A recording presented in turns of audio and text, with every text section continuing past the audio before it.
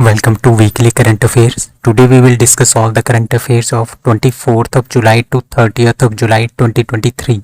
The question is, the 5th helicopter small aircraft summit will held in, that is B, Madhya Pradesh. तो मध्य प्रदेश में पांचवी, ठीक है, एडिशन आपने याद रखना है. 5th एडिशन ऑफ किसका, हेलीकॉप्टर एंड स्मॉल एयरक्राफ्ट, ठीक है, उसकी जो समिट होगी वो मध्य प्रदेश में स्टार्ट होगी. कब से कब तक, 25 जुलाई 2023 से ये स्टार्ट हो गई थी, ठीक है, एट खजुराहो मध्य प्रदेश. ये भी आपने याद रखना है, it is very very important news, ठीक है. तो इसका एम क्या हो सकता है, आप इससे खुद अंदाजा लगा सकते हो कि हेलीकॉप्टर और स्मॉल एयरक्राफ्ट की समिट है. तो इसका मतलब यही है कि जो हमारी सिविल एविएशन डिपार्टमेंट है, ministry of civil aviation and government of Madhya Pradesh, ठीक है, वो क्या कर रहे हैं, ज़्यादा से ज़्यादा क्या कर रहे हैं, प्रमोट कर रहे हैं हेलीकॉप्टर एंड स्मॉल जो एयरक्राफ्ट है उनको बनाने के लिए, ठीक है, ताकि ज़्यादा से ज़्यादा लोगों तक इनकी बारे में पता चले, ज़्यादा से ज़्यादा हम क्या कर सकें, पॉलिसी मेकर्स इसमें पार्टिसिपेट कर सके, स्टेक होल्डर्स इसमें पार्टिसिपेट कर सके, और हमारे हेलीकॉप्टर्स और स्मॉल एयरक्राफ्ट बनाने की जो स्पीड है वो ज़्यादा से ज़्यादा इंक्रीज हो, जिसकी वजह से हम क्या करेंगे, बूस्ट करेंगे इंडिया का सिविल एविएशन इंडस्ट्री, ठीक है. तो Pawan Hans limited and federation of Indian chambers of commerce and industries, that is FICCI, इन चारों ने इसमें पार्टिसिपेट किया था. इसकी थीम क्या है, इसकी थीम यही है, reaching the last mile regional connectivity through helicopter and small aircraft. मतलब कि जितने भी आपको पता है इंडिया में बहुत सारे ऐसे रीजन्स हैं जहाँ पर हम पहुँच नहीं सकते हैं, वहाँ पे ट्रांसपोर्टेशन बहुत ही डिफ़िकल्ट होता है, ठीक है. जैसे हमारे पास बहुत सारे पहाड़ी एरियाज़ हो गए, ठीक है, तो उनकी कनेक्टिविटीज़ को इंक्रीज़ करना by helicopters and small aircraft से हम इसको कनेक्टिविटी को इंक्रीज़ कर सकते हैं. वो लॉन्च्ड हीट इंडेक्स, जो हीट इंडेक्स है वो किसने लॉन्च किया है, that is A IMD. IMD मतलब द इंडियन मेट्रोलॉजिकल डिपार्टमेंट, ठीक है. मेट्रोलॉजिकल डिपार्टमेंट मतलब कि जो वेदर वाला डिपार्टमेंट होता है ना, वेदर जो क्लाइमेट चेंज के बारे में बताता है, वेदर कंडीशंस के बारे में बताता है, ठीक है, उसको बोलते हैं इंडियन मेट्रोलॉजिकल डिपार्टमेंट. इंडिया का है इंडियन मेट्रोलॉजिकल डिपार्टमेंट और वर्ल्ड का है वर्ल्ड मेट्रोलॉजिकल डिपार्टमेंट. बट जो ये हीट इंडेक्स है ये जो किसने लॉन्च किया है, इंडियन मेट्रोलॉजिकल डिपार्टमेंट ने इसको लॉन्च किया है, ठीक है. क्यों लॉन्च किया है आपको पता है, अभी हमारे पास इंडिया में बहुत सारी हीट वेव्स चल रही है, साथ साथ बहुत जगह क्या हो रही है, बहुत ज़्यादा बारिश भी हो रही है. तो इसकी वजह से उन्होंने एक हीट इंडेक्स निकाला है, ठीक है. और ये हीट इंडेक्स किसने अनाउंस किया, यूनियन जो अर्थ साइंस मिनिस्टर है किरण रिजिजू, उन्होंने इसको अनाउंस किया है, ठीक है. The heat index is design to provide, ठीक है, जनरल गाइडेंस, ठीक है, मतलब कि जो क्लाइमेट के बारे में है, जो हमारे वेदर के बारे में है, उसके बारे में हमने लोगों को गाइडेंस देनी है, इन्फॉर्मेशन देनी है, ठीक है, ताकि लोग जो इंक्रीजिंग टेम्परेचर है, ठीक है, उससे क्या हो सके, उनको ज़्यादा डिस्कम्फर्ट ना हो, उनको पहले से पता हो कि कितना हमारा टेम्परेचर जो वो इंक्रीज होने वाला है, ठीक है. By releasing the heat index the IMD aims to provide valuable insight into the heat related conditions to help people better cope with the extreme temperatures, ठीक है. तो इसमें क्या होता है, इसमें कलर कोडेड सिस्टम होता है, ठीक है. इसका मतलब इसमें चार इसमें कलर कोड होते हैं. सबसे पहले ग्रीन होता है कि अगर हमारा 35 डिग्री से कम, किसी एरिया में 35 डिग्री से कम टेम्परेचर हो तो वो ग्रीन में आता है. येलो का मतलब है अगर हमारे पास जो टेम्परेचर है उस एरिया का 36 से 45 डिग्री के सेल्सियस के आसपास है. ऑरेंज का मतलब है 46 टू 55 डिग्री सेल्सियस के पास है. और रेड मतलब कि एक्सट्रीम हीट इंडेक्स होता है अबव 55 डिग्री सेल्सियस.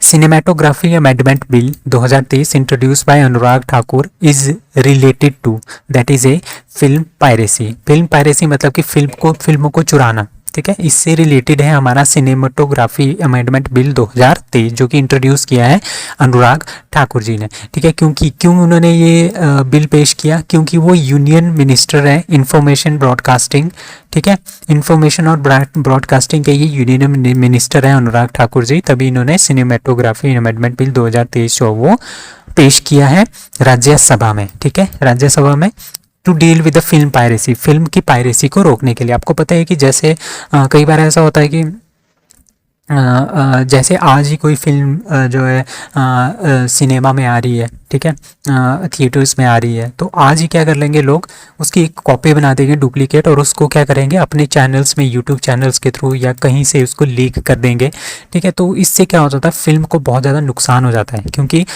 ऑडियंस जो है वो फ्री में मूवी देखना ज़्यादा पसंद करते हैं, और फिर वो सिनेमा हॉल में आने में अपने पैसे वेस्ट क्यों करें, ठीक है। तो इसी से बचने के लिए जो है ये सिनेमेटोग्राफी अमेंडमेंट बिल 2023 लाया गया है। इसका ऑब्जेक्टिव है to tackle the film piracy, film की चोरियों को रोकना, ठीक है।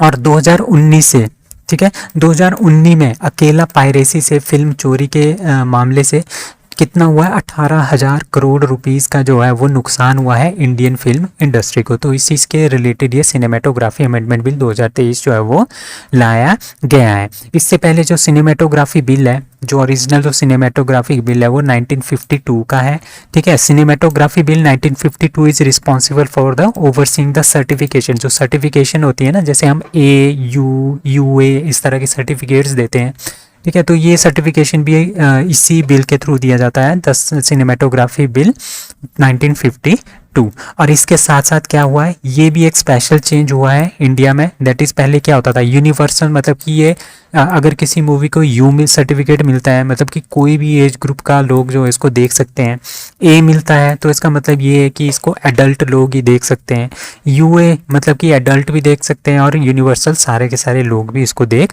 सकते हैं। बट इसको अब हमने चेंज कर दिया है, अब UA7+, ठीक है, 7 साल से ऊपर वाले लोग इसको देख सकते हैं। UA13+, मतलब 13 साल से ऊपर के लोग देख सकते हैं। UA16+, मतलब कि 16 साल से ऊपर जो है वो लोग देख सकते हैं। तो इस तरह की जो है अब सर्टिफिकेशन की जाएगी मूवीज़ की। Who unveils logo, new logo x. तो न्यू लोगो एक्स आपको ये खबर पहुंच गई होगी कि जो ट्विटर है उन्होंने अपना न्यू लोगो लॉन्च किया है, इस तरह का एक्स, ठीक है, इस तरह का वाइट एक्स और बीच में उसमें एक ब्लैक पट्टी है, ठीक है, दैट इज़ ट्विटर, ठीक है। द बर्ड ब्लू बर्ड, पहले क्या होते थे, एक ब्लू बर्ड लोगो होता था, ठीक है, उसको रिप्लेस कर दिया गया है एक्स के थ्रू। कौन, किसने चेंज किया है, ट्विटर ने, और ट्विटर के मालिक कौन है, एलोन मस्क, ठीक है। तो ये चेंज करने का मतलब क्या है, ये चेंज करने का मतलब ये है, आपने एक ऐप के बारे में सुना होगा, चाइना का WeChat, जिसमें चैटिंग भी होती है, जिसमें बहुत सारे आप क्या कर सकते हैं, वीडियोस भी कर सकते हैं, बहुत सारे उसमें फीचर्स होते हैं, ठीक है। वो जो ट्विटर है वो जो ट्विटर है एलन मस्क उसको WeChat की तरह बनाना चाहता है, ठीक है। और एक्स लोगो इंट्रोड्यूस करने का मतलब यही है कि ये सारे के सारे काम परफॉर्म कर सकता है, लाइक बुकिंग, जिस तरह होटल की बुकिंग्स हैं, आप ट्विटर के थ्रू अब क्या कर सकते हो, बुक कर सकते हो, मतलब कि अभी ये आई नहीं है, कुछ टाइम बाद ये आ सकता है, ठीक है। सोशल मीडिया की जो पेमेंट्स हैं वो आप इसके थ्रू कर सकते हो, ट्विटर्स के थ्रू। तो इसी के इन्हीं को ध्यान रखते हुए सारी की सारी फैसिलिटीज़ एक ऐप में देने के लिए इन्होंने क्या किया है, इसका ट्विटर का जो लोगो है वो चेंज कर दिया है। Who clinched their 4th title of the year with thrilling win at Korea open, ठीक है। कोरिया ओपन जो है वो किसने जीता है 2023 का, दैट इज चिराग एंड सात्विक। ये बहुत ही इंपॉर्टेंट जोड़ी है इंडिया की, ठीक है। इनका ये चौथा टाइटल है 2023 का, ठीक है। और 2023 का चौथा टाइटल है, इसका मतलब इन्होंने 3 और जीते हैं, लाइक स्विस ओपन भी इन्होंने जीता है, एशिया चैंपियनशिप भी इन्होंने जीता है, इंडोनेशियन ओपन भी इन्होंने जीता है, और कोरिया ओपन भी इन्होंने जीता है। तो ये चारों आपने याद रखने हैं। इसमें से कोई भी क्वेश्चन आपको आ सकता है कि एशिया चैंपियनशिप 2023 किसने जीती है, वो जीती है चिराग सात्विक ने। स्विस ओपन भी चिराग सात्विक, इंडोनेशियन ओपन भी चिराग सात्विक, और कोरिया ओपन भी चिराग सात्विक ने जीता है। Which state started mission Shakti scooter scheme, that is D Odisha. Odisha ने एक स्कीम स्टार्ट की है, मिशन शक्ति स्कूटर स्कीम। इसके अंतर्गत क्या होगा, जितने भी कम्युनिटी जो सपोर्ट स्टाफ होता है, ठीक है, उनको एक स्कूटर प्रोवाइड करने के लिए उनको जो है एक लोन दिया जाता है 1 लाख रुपए तक का, ताकि क्या हो लोग आसानी से अपने ऑफिस तक जा सके, वहाँ पे वो अच्छा से अच्छा अपना काम कर सके और एफिशिएंसी इंक्रीज की जा सके काम करने की। तो उड़ीसा के chief minister Naveen Patnaik approve the mission Shakti scooter scheme, ठीक है। A scheme design to provide the interest subsidy, एक तरह की सब्सिडी दी जाती है बेनिफिशियरीज को on the bank loan up to 1 lakh rupees to buy the scooters, ठीक है। The initiative target mission Shakti federation leader, जो मिशन शक्ति के फेडरेशन के लीडर्स हैं और कम्युनिटी सपोर्ट स्टाफ है, उनके लिए 2 व्हीलर्स का प्रोविज़न देने के लिए, उनको प्रोवाइड करने के लिए इस तरह की सब्सिडी जो है वो दी जा रही है, ताकि वो क्या कर सके, 2 व्हीलर्स अपने ले आ सके, जिसकी वजह से वो क्या हो सके, जल्दी से जल्दी ऑफिस में पहुंच सके और अपना काम जल्दी से जल्दी कर सके। अब उड़ीसा के बारे में जानते हैं। इसका फॉर्मेशन हुआ था 1 अप्रैल 1936 को। कैपिटल है भुवनेश्वर।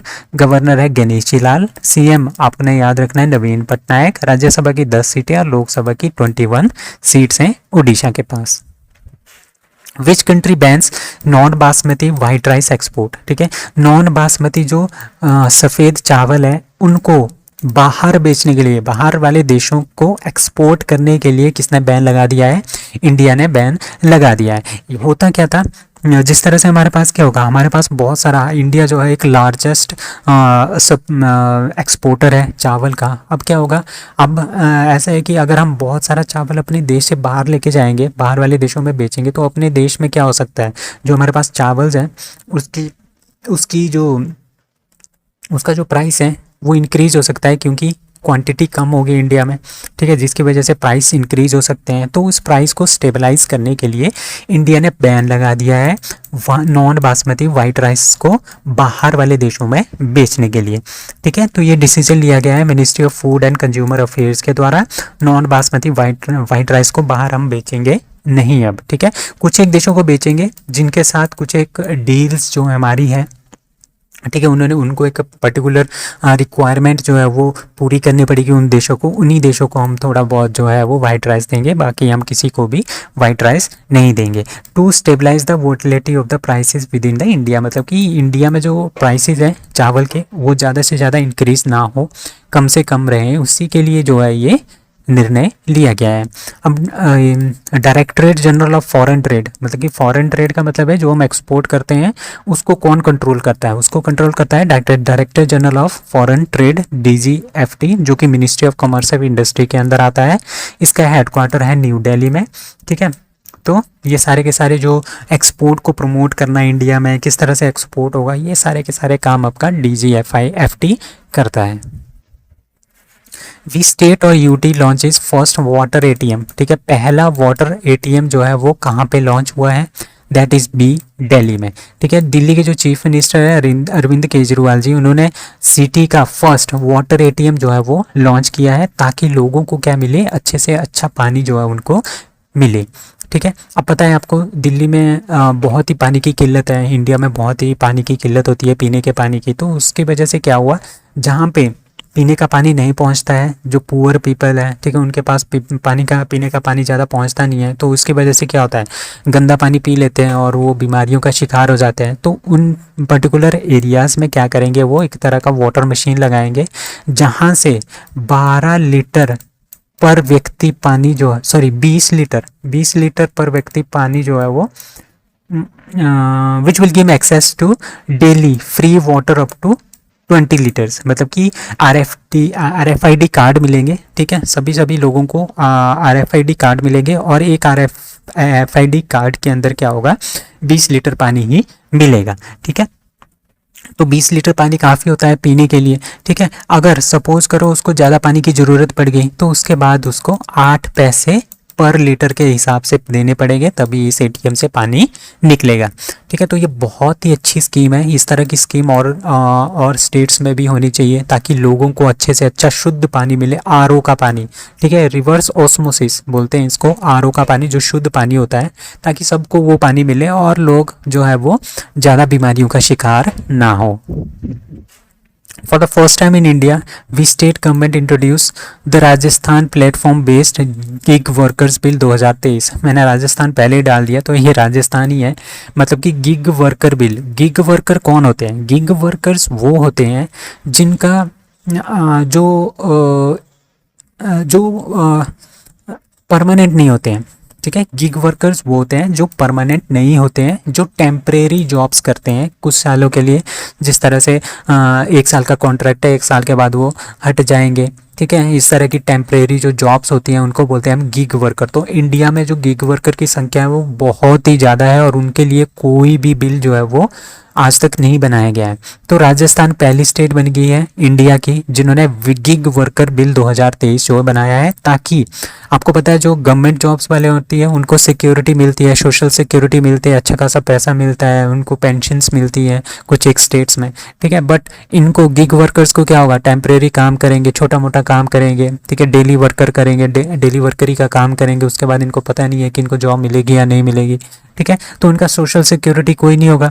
तो उनको सोशल सिक्योरिटी एश्योरेंस प्रोवाइड करने के लिए गिग वर्कर्स को एक बिल जो है वो राजस्थान गवर्नमेंट ने इंट्रोड्यूस किया है। तो Rajasthan platform based gig workers welfare board will set up to support the gig workers in the state. तो उनका क्या होगा, एक यूनिक आईडी होगी, ठीक है, उसी के आधार पे उनको सोशल सिक्योरिटी जो है वो दी जाएगी। Who releases the Malayalam translation of the book Krishna, The Seventh Sense, written by Devashish Chatterjee, director of IIM Kozhikode? That is a Arif Mohammad Khan. तो केरला के जो गवर्नर हैं आरिफ मोहम्मद खान, उन्होंने क्या किया, उन्होंने रिलीज की है मलयालम ट्रांसलेशन। कौन सी बुक का Malayalam translation? Krishna the seventh sense, ठीक है। इसका मलयालम ट्रांसलेशन की बुक को जो इन्होंने क्या किया है, रिलीज किया है, जो कि लिखी गई है कहाँ के, जो डायरेक्टर हैं IIM कोझिकोड के देवाशीष चटर्जी, उन्होंने इसको लिखा है, ठीक है। और इस नोवेल में क्या है, इसमें बहुत सारे इनको अवार्ड्स भी मिले हैं इसके लिए। तो ये काफ़ी इम्पॉर्टेंट एक नोवेल है। इसमें है जो novel explore the theme of love, passion, pain, acceptance, affection, trust and satisfaction, combining both ancient and contemporary elements. Who has been elected as the chair of WTO World Trade Organization 30th ministerial conference, ठीक है। 13वीं जो ministerial conference होने वाली है world trade organisation की, वो होने वाली है अबू धाबी में, दैट इज़ UAE में, ठीक है। तो UAE के जो एक पर्सन है उनको ही इसका चेयरमैन बनाया गया है, ठीक है, WTO 13th मिनिस्ट्रियल कॉन्फ्रेंस का, ठीक है। इनका नाम है डॉक्टर थानी अल जयूदी। तो पहली बार कोई UAE का मिनिस्टर जो है वो UAE मिनिस्टर बना है फॉरेन ट्रेड का चेयर फॉर मिनिस्ट्रियल कॉन्फ्रेंस के लिए, ठीक है। इनका नाम है डॉक्टर थानी अल जयूदी। और उसके साथ साथ जो थुरई हमीद अल हाशमी है वो बने हैं director of international financial relation and organizational department at UAE ministry of finance के, has been appointed as the member of board of director, ठीक है, एंड ए कॉन्स्टिट्यूंसी डायरेक्टर कहाँ पे, न्यू डेवलपमेंट बैंक में। सो न्यू डेवलपमेंट बैंक में इनको क्या क्या बनाया दिया गया है, board of director and constituency director बनाया गया है थरवा हमीद अल शामी को। और डॉक्टर थानिया अल जयूदी को चेयर बना दिया गया है ऑफ वर्ल्ड ट्रेड ऑर्गेनाइजेशन की जो 13वीं मिनिस्टर कॉन्फ्रेंस होने वाली है कहाँ पे, अबू धाबी में, फरवरी 2024 में। Which state officially declare as lumpy skin disease positive state, ठीक है। कौन सी ऐसी स्टेट है इंडिया की जिसको lumpy skin disease positive state का स्टेटस दिया गया है, दैट इज डी, नागालैंड को। नागालैंड में जो लंपी डिजीज है ना, लंपी डिजीज अब मैंने आपको बताया था, जो गाय होते हैं, गाय की बॉडी पे इस तरह के दाने दाने आ जाते हैं, ये एक तरह का वायरस होता है, ठीक है। इसकी वजह से क्या होता है, ये दूध कम देना स्टार्ट कर देती है, इनको बहुत ज़्यादा पेन होता है, कई बार ये गाय जो है वो मैक्सिमम टाइम मर भी जाती हैं, ठीक है। इनकी बहुत ज़्यादा केयर करनी पड़ती है, ठीक है।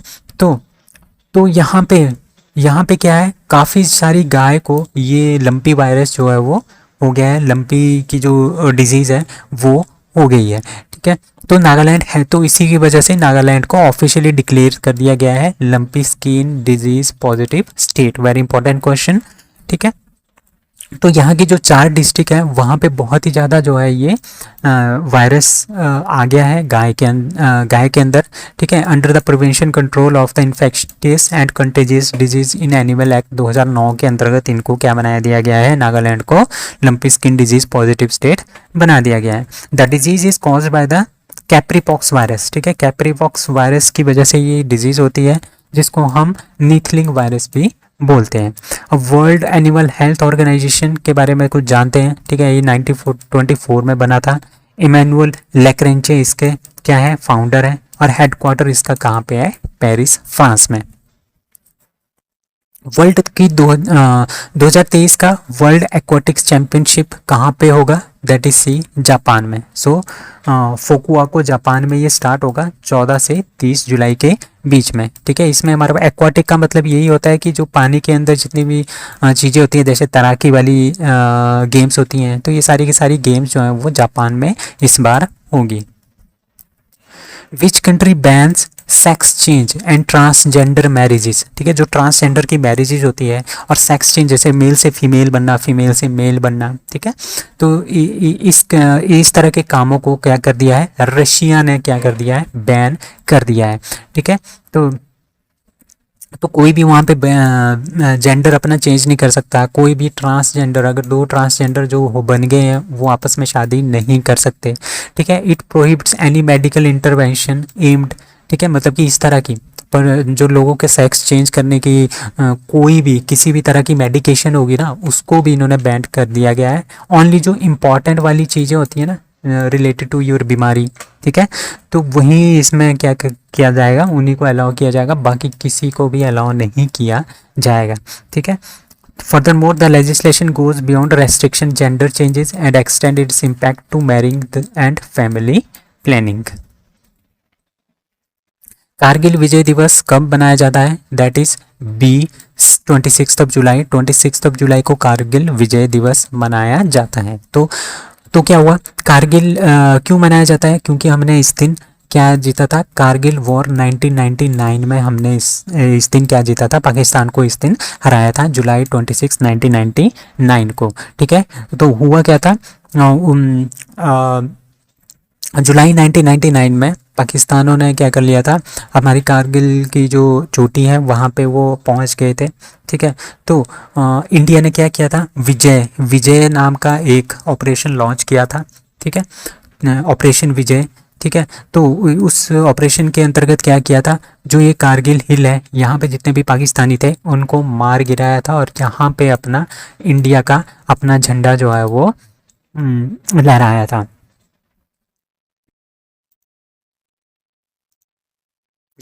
तो हराया था। तो उसी को रिमेंबर करने के लिए, उसी को याद करने के लिए हम 2023 में 24th एनिवर्सरी मना रहे हैं कारगिल विजय दिवस की। ठीक है, तो ये आपने याद रखना है। तो यहाँ पे एक हिल है जिसका नाम है टाइगर हिल, उसको भी इन्होंने कैप्चर कर लिया था ऑपरेशन विजय के थ्रू। हमने कारगिल हिल एंड टाइगर हिल दोनों को क्या कर लिया था, आज़ाद कर लिया था। Who is all set to lead India's first cannabis medicine project? India का पहला भांग, ठीक है, कैनिबल होती है भांग मेडिसिन प्रोजेक्ट कहाँ पे खोला जा रहा है? That is CSIR IIIM Jammu. ठीक है, तो कैनिबल क्या होती है आपको पता है, जो ये भांग होती है ना, ये काफ़ी ज़्यादा इंपॉर्टेंट होती है आपकी मेडिकेशन के लिए। जो मेडिसिन होती है कैंसर से रिलेटेड, उसमें काफ़ी ज़्यादा इसका यूज़ किया जाता है। ठीक है, तो इंडिया का फर्स्ट कैनिबल मेडिसिन जो प्रोजेक्ट है वो CSIR IIIM जम्मू में स्टार्ट किया जाएगा। इसमें थोड़ी बहुत भांग जो है वो उगाई जाएगी ताकि हम उसको क्या करेंगे, उसको हम मेडिकेशन पर्पज़ के थ्रू उसमें रिसर्च करेंगे कि इसके हम कौन कौन सी डिजीज़ को रोकने के लिए इसका इस्तेमाल कर सकते हैं। ठीक है, इस तरह की रिसर्च जो है वो वहाँ पे होगी। ठीक है, CSIR IIIM का मतलब क्या है, council of scientific and industrial research, Indian institute of integrative medicine. ठीक है, तो ये जम्मू वाली इंटीग्रेटेड CSIR है जहाँ पे ये प्रोजेक्ट चलेगा, जहाँ पे ये रिसर्च चलेगी। ठीक है, तो मेडिकल कैनिबल्स के बारे में जानते हैं, कहाँ पे हम इसको यूज़ कर सकते हैं। जैसे हमारे पास कैंसर, मैंने आपको कैंसर वाली बात बताई थी। ठीक है, कि कैंसर की दवाइयों में इसका इस्तेमाल किया जाता है। ठीक है, तो इसमें बहुत सारी दवाइयाँ हैं, जैसे सेटिवैक्स है जो कि FDA ने इसको अप्रूव किया है। ठीक है, मैरिनोल है, ठीक है, नेबिलोन है, कैसामेट है। ठीक है, तो इस तरह की ये बहुत सारी इस तरह की क्या है दवाइयाँ हैं जिनमें इसका इस्तेमाल किया जाता है। और जो ये कैनिबल मेडिकल मेडिसिन प्रोजेक्ट है, ये कैनेडियन फर्म है एक इंडस्कैन, उसके साथ मिलके जो है CSIR IIIM इसको लॉन्च करेगा, रिसर्च करेगा। Who became the first women to chair the Rajya Sabha from Nagaland? So Nagaland से कौन पहली वीमेन बनी है ठीक है, जो चेयरमैन बनी है राज्यसभा की, चेयरमैन नहीं बनी है, वाइस चेयरमैन बनी है राज्यसभा की। ठीक है, इनका नाम है फोंगनोन कोन्याक। ठीक है, फोंगनोक कोन्यान इनका नाम है। ये पहली वीमेन बनी है जो कि अपॉइंट की गई है to the vice chairperson, vice chairperson के रूप में। आपको पता है राज्यसभा में चेयरपर्सन होता है। ठीक है, और चेयरपर्सन कौन होता है? Chairperson is the vice president of India. ठीक है, एंड चेयरमैन जो है, जब चेयरमैन नहीं होगा तो उनकी जगह पे कौन आएगा? उनकी जगह पे आएंगे वाइस चेयरमैन, चेयरपर्सन। तो आपको पता है जो चेयरमैन होता है वो तो वाइस प्रेसिडेंट ऑफ इंडिया होता है, वो फिक्स है। पर जो वाइस चेयरमैन है वो कौन होता है? वो जो चेयरमैन होता है ना, ठीक है, जो वाइस प्रेसिडेंट होता है वो सेलेक्ट करता है, नॉमिनेट करता है। ठीक है, टोटल 8 मेंबर्स को जो एज अ वाइस चेयरपर्सन काम कर सकते हैं जब चेयरमैन जो है वो राज्यसभा में उपस्थित ना हो। तो उनकी जगह पे क्या हुआ, जो चेयरमैन जगदीप धनखड़ जी हैं वो वहाँ पे नहीं थे, तो उनकी जगह पे फोंग्योंग कोन्याक जी ने चेयर को संभाला था। ठीक है, तो इस बार टोटल 8 में से जो है 4 वीमेंस को नॉमिनेट किया गया है और 4 मेल को इसमें नॉमिनेट किया गया है। ठीक है, और ये पहली बार ऐसा हुआ है कि पहली बार किसी फीमेल को वाइस चेयरपर्सन बनाया गया है राज्यसभा का। ठीक है, और नॉमिनेटेड वीमेंस में से कौन कौन से हैं? पीटी उषा है, एस फेंगनो कोन्याक है, डॉक्टर फौजी खान है, सुल्ता देव है। ठीक है, तो ये 4 वीमेंस हैं और इसमें 4 मेल भी हैं। ठीक है, टोटल 8 है। तो आपको पता है जेंडर इक्वलिटी को प्रमोट करने के लिए ही जो वाइस चेयरपर्सन है हमारे जगदीप धनखड़ जी, उन्होंने इसको इम्प्लीमेंट किया है। जो 10th एडिशन है मल्टीलेटरल मिलिट्री एक्सरसाइज जिसका नाम है तलिस्मान सैब्रे, वो कहाँ पे स्टार्ट हो रहा है? That is D Australia, Australia में स्टार्ट हो रहा है। इसमें बहुत सारी बड़ी बड़ी कंट्रीज जो वो पार्टिसिपेट कर रही हैं, लाइक यूनाइटेड स्टेट, ऑस्ट्रेलिया तो है ही, Canada, Fiji, France, Germany, Indonesia, Japan, New Zealand, Papua New Guinea, the Republic of Korea, Tonga. और आपको यहाँ पे मैं बता दूँ इंडिया इसमें पार्टिसिपेट नहीं कर रहा है। India as a observer state, ठीक है, एज ए ऑब्जर्वर स्टेट इसमें पार्टिसिपेट करेगा। कौन कौन? India, Philippines, Singapore and Thailand as a observer इसमें पार्टिसिपेट करेंगे, डायरेक्टली इसमें पार्टिसिपेट नहीं करेंगे। और इसमें जर्मनी पहली बार इसमें पार्टिसिपेट कर रहा है जिसका नाम है टलिस्मान साब्रे एक्सरसाइज। और ये एक्सरसाइज ऑस्ट्रेलिया में हो रही है, क्वींसलैंड वेस्टर्न ऑस्ट्रेलिया में हो रही है, नॉर्दर्न रीजन में, एंड न्यू साउथ वेल्स में हो रही है। ठीक है, और इसमें 30,000 से ज़्यादा मिलिट्री पर्सनल इसमें पार्टिसिपेट करेंगे। और ये जो तलिस्मान सैब्रे है ये 2 साल में एक बार जो है वो की जाती है। 2005 से कंटिन्यूसली इसको ऑर्गेनाइज किया जा रहा है। ठीक है, who has been appointed as the governor of central bank of China. जो सेंट्रल बैंक ऑफ चाइना है उसका गवर्नर किसको बना दिया गया है? दैट इज बी पान गोन गशेंग। ठीक है, पान गोन गशेंग, आपने पान से याद रखना। ठीक है, तो ये सेंट्रल बैंक ऑफ चाइना के क्या बने हैं? गवर्नर बने हैं। ठीक है, अगस्त 1905 को first national bank of China बना था जिसका नाम था known as the treasure bank. इसको हम ट्रेजर बैंक भी बोलते थे, जो कि बीजिंग में फाउंड हुआ था। ठीक है, पहले इसका नाम था बैंक ऑफ ग्रेट किंग। ठीक है, और उसके बाद इसका नाम जो है 1912 में इसका नाम चेंज कर दिया गया बैंक ऑफ चाइना।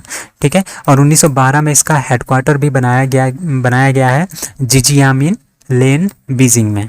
ठीक है, और इन 2006 में बैंक ऑफ चाइना पहला चाइनीज बैंक बन गया था जिसने दोनों को ओन किया था, 2 एक्सचेंज को, that is Hong Kong stock exchange and Shanghai stock exchange. Who launches Jupiter 3, world का सबसे largest private communication satellite? That is A SpaceX। तो SpaceX ने क्या किया है? Jupiter 3 लॉन्च किया है जो कि वर्ल्ड का सबसे लार्जेस्ट प्राइवेट कम्युनिकेशन सैटेलाइट है, जिसकी लेंथ है जिसका जो साइज़ है वो है 130 to 160 फीट, 40 से 50 मीटर के आसपास। तो ये बहुत बड़ा एक प्राइवेट कम्युनिकेशन सैटेलाइट है। इसका मेन मतलब है फास्टर इंटरनेट प्रोवाइड करना। ठीक है, 500 Gbps की स्पीड ये प्रोवाइड कर सकता है। ठीक है, तो Jupiter 3 will play a key role in the enhancing enterprise network, meeting connectivity को इंक्रीज करेगा, need the business across the north and south America में जितनी भी नीड होगी बिजनेसेस की ज़्यादा स्पीड की इंटरनेट की, वहाँ पे इसको यूज़ किया जाएगा। तो 27 जुलाई 2023 को इसको लॉन्च किया, स्पेस एक्स ने इसको लॉन्च किया है। ये वर्ल्ड का सबसे लार्जेस्ट प्राइवेट कम्युनिकेशन सैटेलाइट है जिसका नाम है जुपिटर 3, जो फॉल्कन हैवी रॉकेट से लॉन्च किया गया है। कहाँ से? कॉम्प्लेक्स 39A ऑफ नासा का जो कैनेडी स्पेस सेंटर फ्लोरिडा में है, वहाँ से इसको लॉन्च किया गया। प्राइम मिनिस्टर जो नरेंद्र मोदी है, इन्होंने इनॉग्रेट किया इंडिया का ग्रांड इंटरनेशनल एग्जीबिशन कम कन्वेंशन सेंटर भारत मंडपम। कहाँ पे? That is a new Delhi में। तो भारत मंडपम जो है एक तरह का कॉम्प्लेक्स है, वो इनॉग्रेट किया गया है by prime minister Narendra Modi. कहाँ पे? न्यू दिल्ली में। वहाँ पे इसका एम क्या है? इसका एम यही है कि यहाँ पे क्या होंगे, यहाँ पे बहुत सारी पब्लिक आएगी एंड प्रोवाइड, और उनको जो पब्लिक आएगी उनको प्रोवाइड करना है ऑल नेसेसरी, सारी की सारी facility to contribute to the development of India and in the modern nation. ठीक है, इंडिया का बिगेस्ट माइस डेस्टिनेशन ये बनेगा। माइस का मतलब क्या है? यहाँ पे मीटिंग्स होगी, इंसेंटिव्स होंगे, कन्वेंशंस होंगी, एग्जीबिशन होंगे। तो इसी हॉल के अंदर ये सारी की सारी चीज़ें जो है वो की जा सकती हैं। बड़े बड़े हम इंटरनेशनल फेयर्स यहाँ पे कर सकते हैं, ट्रेड फेयर्स कर सकते हैं, कॉन्फ्रेंसेस कर सकते हैं, जहाँ पे बहुत सारे लोग आ सकते हैं। यहाँ पे सीटिंग कैपेसिटी है 7,000 लोगों की। ठीक है, 7,000 से ज़्यादा लोग यहाँ पे इस हॉल में आ सकते हैं, ज़्यादा से ज़्यादा लोग आ सकते हैं, जिसका नाम है भारत मंडपम।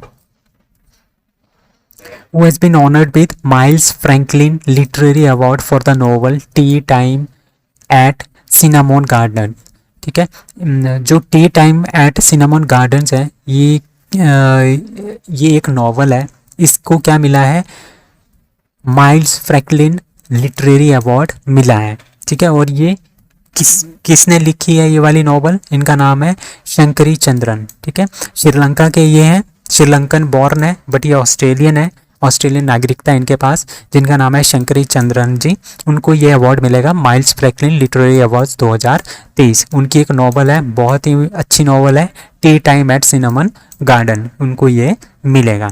ठीक है, और इसमें जो ये नॉवल है, इसके अंदर बहुत सारी चीज़ें हैं, लाइक फैमिली के बारे में बताया गया है, मेमोरीज, एक फैमिली है उनकी मेमोरीज किस किस तरह की है, community, race, highlight the Australia के जो कॉम्प्लेक्स रिलेशनशिप है, मल्टी कल्चरलिज्म है। ठीक है, एंड कॉन्सिक्वेंसेज ऑफ कॉलोनियलिज्म है। तो ये सारी की सारी चीज़ें जो हैं इसमें बताई गई है। ठीक है, माइल्स फ्रैंकलिन लिटरेरी अवार्ड के बारे में जानते हैं। ये हाईएस्ट लिटरेरी मेरिट अवार्ड है ऑस्ट्रेलिया का, जो दिया जाता है लोगों को जिन्होंने बहुत ही अच्छा काम किया है, बहुत ही अच्छी बुक्स वगैरह लिखी हो, बहुत ही अच्छी नॉवल लिखी हो, बहुत ही अच्छा लिटरेचर काम किया हो, उनको ये अवार्ड दिया जाता है।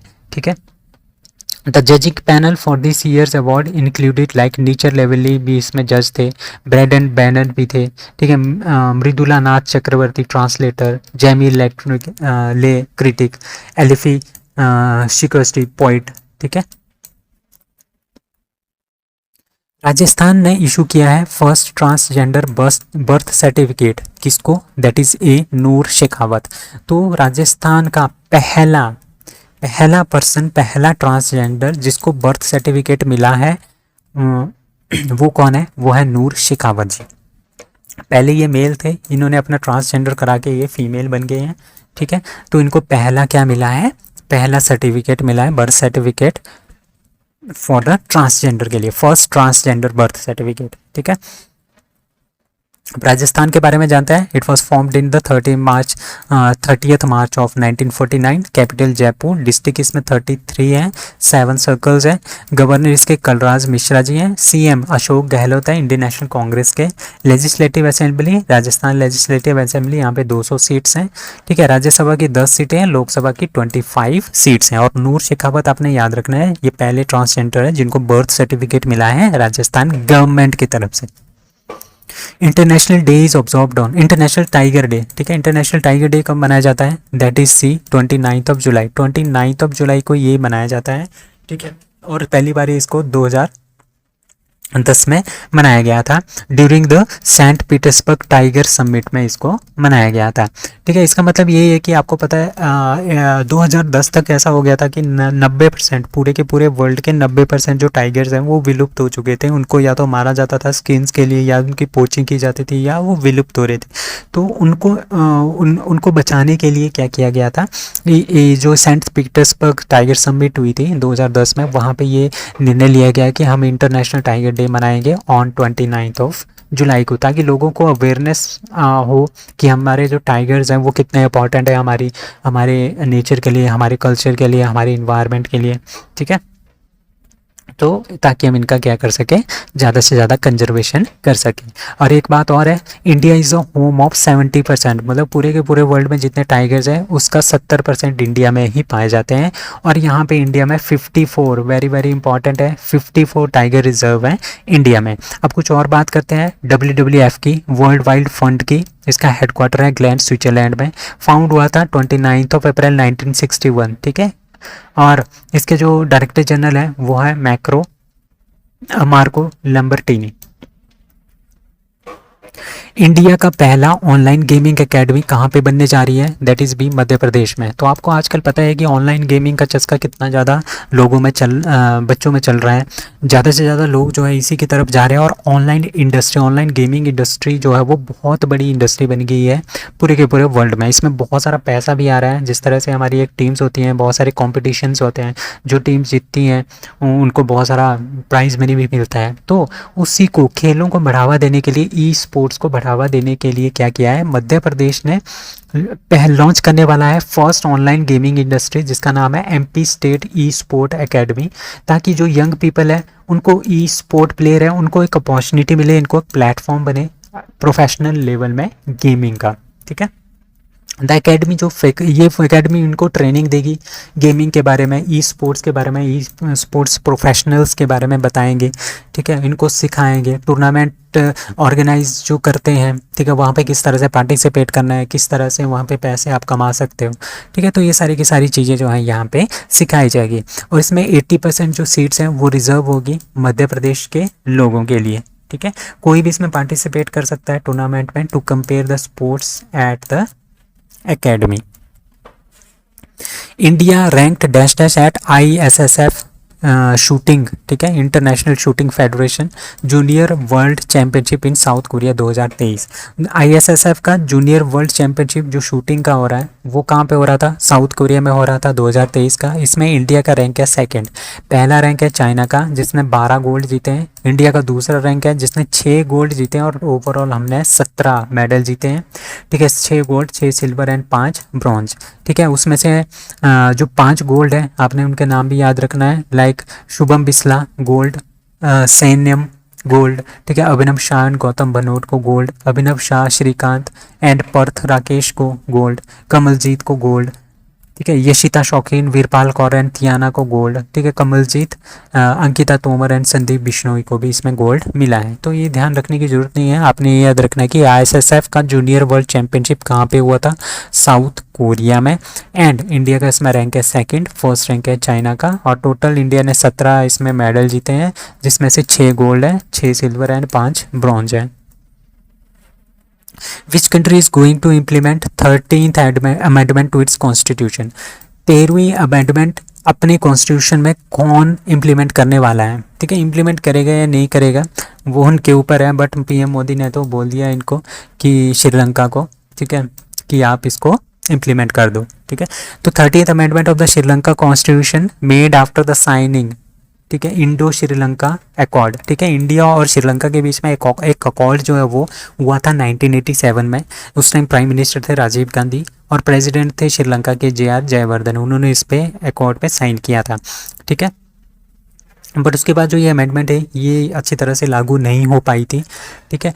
तो अभी क्या बोल रहे हैं, अभी श्रीलंका के जो काउंटर पार्ट हैं वो इंडिया आए थे, ठीक है, और न्यू दिल्ली में PM मोदी के साथ मिले थे। तो PM मोदी ने ये बता दिया था उनको कि आप 13th अमेंडमेंट जो है अपनी कॉन्स्टिट्यूशन में कर दो, ठीक है। इसकी मेन प्रॉब्लम क्या थी, इस अकॉर्ड में ये बोला गया था कि जो लैंग्वेज है, ठीक है, वन ऑफ द, एक ही चीज़ मैं इसमें बताऊंगा, बाकी आप देख लेना क्या क्या है इसमें से जो एक चीज़ थी वो थी कि जो श्रीलंका की जो नेशनल लैंग्वेज है वो बनेगी तमिल एंड इंग्लिश, ठीक है। और भी इसमें बहुत सारी चीज़ें थी जो हमारे तमिल लोग वहाँ पे रह रहे हैं ना श्रीलंका में, उनको थोड़ा सा कंफर्ट प्रोवाइड करने के लिए इंडो श्रीलंका अकॉर्ड जो है इंडिया और श्रीलंका के बीच में हुआ था 1987 में। अब इम्प्लीमेंटेशन ऑफ 13th अमेंडमेंट, अगर 13th अमेंडमेंट ये इम्प्लीमेंट कर देते हैं तो क्या क्या होगा, ठीक है। पूरे के पूरे जो प्रोविंसेस हैं श्रीलंका के अंदर, ठीक है, उनको एक तरह की ग्रेटर ऑटोनॉमी दी जाएगी आफ्टर द अमेंडमेंट। जिस तरह की वहाँ की जो स्टेट्स हैं, वहाँ की जो प्रोविंसेस हैं,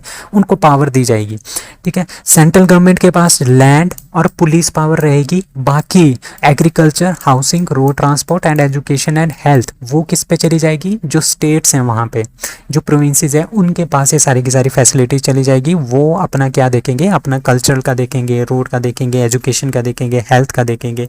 और सेंट्रल गवर्नमेंट के पास उनमें कोई भी दखल नहीं दे सकते, उनके पास बस लैंड रहेगी, ज़मीन रहेगी और पुलिस पावर रहेगी बस, ठीक है। जो सिन्हाला नेशनलिस्ट हैं उन्होंने अपोज किया था 13th अमेंडमेंट को। इसकी वजह से क्या होगा, तो श्रीलंका में जितनी भी प्रोविंसेस है ना, उनमें से कुछ एक प्रोविंसेस ऐसे हैं जहाँ पे तमिल्स क्या करते हैं, डोमिनेट करते हैं, और दूसरे में सिन्हाला जो है वो डोमिनेट करते हैं। तो सिन्हाला ने क्या सोचा कि तमिल्स तो इंडिया से आए, ठीक है, तो कहीं अगर हम 30th अमेंडमेंट को इम्प्लीमेंट करते हैं तो तमिल्स को क्या मिल जाएगा, ज़्यादा अधिकार मिल जाएंगे, ठीक है। तो सिन्हाला नेशनलिस्ट ने इसको अपोज किया था 13th अमेंडमेंट को, तो ये लागू नहीं हो पाई थी आज तक, ठीक है।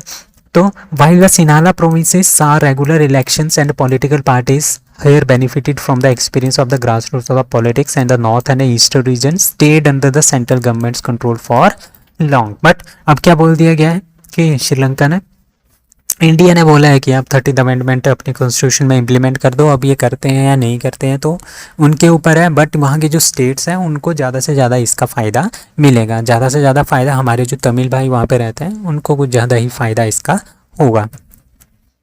Dash dash become the first Indian city to join world cities culture forum. जो वर्ल्ड की जो सिटी है, वर्ल्ड सिटीज़ कल्चरल फोरम में इंडिया की पहली सिटी कौन आ गई है उसमें, दैट इज सी बेंगलुरु। तो बेंगलुरु को इसमें एडअप किया गया है। इसमें 41 सिटीज़ है, ठीक है, 40 और देशों की सिटीज़ है। 41st सिटी जो है वो बेंगलुरु बनी है, ठीक है। तो ये 41st सिटी है, ये भी आपने याद रखना है। और इंडिया की पहली सिटी है बेंगलुरु, मतलब कि वो सिटीज़ पूरे के पूरे वर्ल्ड में इस तरह की सिटीज़ 41 सिटीज़ की एक लिस्ट तैयार की गई है, जिसमें क्या किया गया है, जिसमें कल्चरल फोरम, मतलब कि जहाँ का कल्चर बहुत ही अच्छा है, ठीक है, जहाँ पे कल्चरल डाइवर्सिटी है, ठीक है, इस तरह की चीज़ें, इस तरह की सिटीज़ इसमें इंक्लूडेड है, ठीक है। द फोरम इंक्लूड्स, इस फोरम में न्यूयॉर्क जैसी सिटी है, लंदन, पेरिस, टोक्यो, दुबई, इस तरह की बड़ी बड़ी सिटीज़ इसमें है। और इसमें 41st सिटी जो है वो बेंगलुरु आई है, जो कि इंडिया की पहली सिटी इसमें एंटर हुई है, ठीक है। बेंगलुरु के बारे में जानते हैं, आपको पता है ये सिलिकॉन वैली ऑफ इंडिया है। यहाँ पे आईटी सेक्टर बहुत ही ज़्यादा इंक्रीज है, इलेक्ट्रॉनिक सेक्टर यहाँ पे ज़्यादा है, सेमीकंडक्टर सेक्टर हमारे पास बहुत ज़्यादा है बेंगलुरु में, तभी इसको सिलिकॉन वैली बोलते हैं, ठीक है। एंड यहाँ पे 30 गवर्नमेंट एंड प्राइवेट म्यूजियम है, बहुत सारे यहाँ पे म्यूजियम है, ठीक है। इंडिया का फर्स्ट इंटरेक्टिव म्यूजिक म्यूजियम भी यहीं पे है, जो 2019 में स्टार्ट हुआ था। गार्डन सिटी ऑफ इंडिया बोलते हैं, यहाँ पे बहुत सारे गार्डन्स हैं, लाइक लाल बाग, करबन पार्क, इस तरह के ग्रीन पार्क्स भी यहाँ पे हैं, ठीक है। और यहाँ पे बहुत सारे कल्चरल इवेंट्स भी होते हैं, फेस्टिवल्स भी होते हैं, like film festival, Bangalore literature festival, Bangalore design festival, future fantastic festival. तो इस तरह की यहाँ पे एक्टिविटीज़ भी होती रहती हैं, जिसकी वजह से इसको world cities forum, cultural forum में एडअप किया गया है। Who said India is set to be third largest economy by financial year 2028। तो फाइनेंशियल ईयर जो 2028 का आने वाला है, तब तक इंडिया जो है पूरे के पूरे वर्ल्ड की थर्ड लार्जेस्ट जो इकोनॉमी जो है वो बन जाएगी। ये किसने बोला है, एसबीआई की रिसर्च ने बोला है। तो एसबीआई के जो रिसर्चर्स हैं, इकोनॉमिस्ट हैं, उन्होंने ये बात बोली है, ठीक है। उन्होंने ये बात भी बोली है कि इंडिया 8.1% से जो है वो ग्रो करेगा फाइनेंशियल ईयर 2024 के पहले क्वार्टर में, एंड ओवरऑल ग्रोथ पूरे के पूरे साल की रहेगी 6.5%, ठीक है। और इंडिया ने फाइनेंशियल ईयर 2023 के पहले क्वार्टर में कितना ग्रोथ देखा है, 13.5%, जो कि बहुत ही अच्छा है इंडिया के मामले में, ठीक है। The forecast aligns with RBI projection of 6.5 growth of the financial year 2024, मतलब कि फाइनेंशियल ईयर 2024 में हमारी जो ग्रोथ रेट रहने वाली है वो रहने वाली है 6.5%। ये आरबीआई ने भी प्रोजेक्ट किया है, और एसबीआई के जो रिसर्चर इकोनॉमिस्ट हैं उन्होंने भी ये प्रोजेक्ट किया है। और अब भी उन्होंने एक और बात बोली है कि India is set to be become the third largest economy by financial year 28, अगर हम इसी तरह से ग्रो करते रहे। इंडिया और एशियन डेवलपमेंट बैंक ने 295 मिलियन डॉलर्स का लोन जो है वो उसके ऊपर साइन किया है। किसके लिए? To upgrade state highway in Bihar. ठीक है, बिहार के रोड की कंडीशंस बहुत ख़राब है। बिहार क्या मतलब पूरे के पूरे स्टेट्स हैं हमारे इंडिया में, तो स्टेट रोड नेशनल हाईवेज तो कुछ हद तक अच्छे कर दिए गए हैं बाय नितिन गडकरी जी। तो स्टेट रोड्स में इतना ज़्यादा इंफ्रास्ट्रक्चर होता नहीं है, पैसा होता नहीं है, तो उनमें थोड़ा कम ध्यान देते हैं लोग। तो जो बिहार के जो स्टेट हाईवेज हैं उनको अपग्रेड करने के लिए एशियन डेवलपमेंट बैंक देगा 295 मिलियन डॉलर्स का लोन। ठीक है, इंडिया को through 295 million loan. The project aims to upgrade the approximately कितना 265 kilometre of the state highway in Bihar में 265 किलोमीटर का जो स्टेट हाईवे है उसको ज़्यादा से ज़्यादा अच्छा करेंगे। क्लाइमेट कंडीशंस का इस पर कोई फ़र्क नहीं पड़ेगा। डिजास्टर रेजिलेंट रोड बनाएंगे, इसकी डिज़ाइनिंग होगी, इसमें इंजीनियरिंग होगी, रोड सेफ्टी मेजर्स इसमें लिए जाएंगे। तो इस तरह के बहुत अच्छे रोड्स जो हैं वो बनाए जाएंगे। पता नहीं बनाए जाएंगे या नहीं बनाए जाएंगे, बट इन्होंने इस तरह की रूपरेखा तो तैयार कर दी है। तो प्रोजेक्ट का नाम है enhancing connectivity and sustainability in Bihar roads project. ठीक है, इसके लिए 295 मिलियन डॉलर्स जो है वो एशियन डेवलपमेंट दे रहा है इंडिया को, बिहार को। विच कंट्री, कौन सी कंट्री का एक प्राइम मिनिस्टर है जिसका नाम है हुन सेन टू रिजाइन, ये रिजाइन कर रहे हैं 38 ईयर्स के बाद, एंड अपॉइंटेड, और इसने अपॉइंट किया है अपने बेटे को as prime minister of that country, that is a Cambodia. ठीक है, जो ये हुन सेन है, ठीक है, ये जो है प्राइम मिनिस्टर थे कंबोडिया के, हैं प्राइम मिनिस्टर कंबोडिया के। ये अभी रिजाइन करने वाले हैं और अपने बेटे को ये क्या बनाने वाले हैं, प्राइम मिनिस्टर बनाने वाले हैं कंबोडिया के। ये इसके सबसे बड़े बेटे हैं जिसका नाम है हन मनेट, जो वहाँ के प्राइम मिनिस्टर बनेंगे। ठीक है, despite living the prime minister position, Hun Sen will continue to hold the leadership roles as the head of the ruling Cambodian People's Party. तो कंबोडियन पीपल्स पार्टी के ये नेता बने रहेंगे, बट ये प्राइम मिनिस्टर की पोस्ट से resign कर रहे हैं ताकि इनके जो बेटे हैं हुन मनेट वो प्राइम मिनिस्टर बन सके। तो हुन सेन जो है 38 ईयर्स तक ये प्राइम मिनिस्टर रहे और उन्होंने बहुत ही अच्छा काम किया है। वहाँ पे इनकम स्टेटस, मिडिल इनकम का स्टेटस दिया है अपनी कंट्री को, एनहेंसिंग हेल्थ केयर को इंक्रीज़ किया है, एजुकेशन को, इंफ्रास्ट्रक्चर को डेवलप किया है। तो इस तरह के काम इन्होंने वहाँ पे किए हैं। So that's all for today, thank you.